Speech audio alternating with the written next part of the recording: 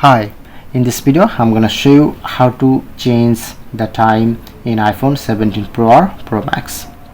So just easily customize your date and time. So I'm provide full guide.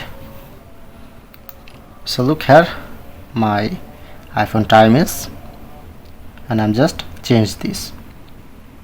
Open settings, scroll down, press on general, scroll down. As you can see, showing it to date and time. Tap on, and when it's turn on, you don't get changing option. Make sure to turn off and you get this option. Select any date and time, customize your time, follow this. Okay, just go back. Now successfully change.